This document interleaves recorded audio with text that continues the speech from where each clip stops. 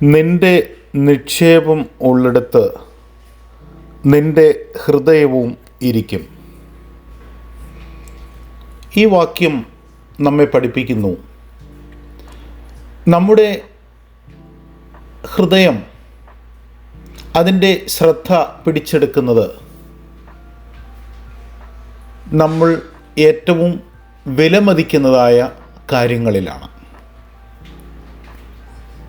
പണത്തിലും സ്വത്തുക്കളിലും ശ്രദ്ധ കേന്ദ്രീകരിക്കുകയാണ് എങ്കിൽ നമ്മുടെ ഹൃദയം അവയുമായി ബന്ധപ്പെട്ടിരിക്കും.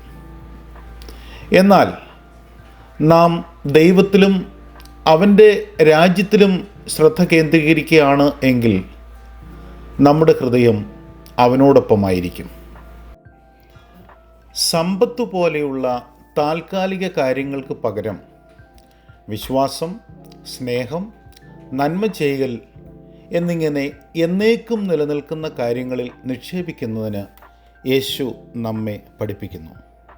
എല്ലാവർക്കും അനുഗ്രഹിക്കപ്പെട്ടതായ ഒരു ദിവസം ആശംസിക്കുന്നു.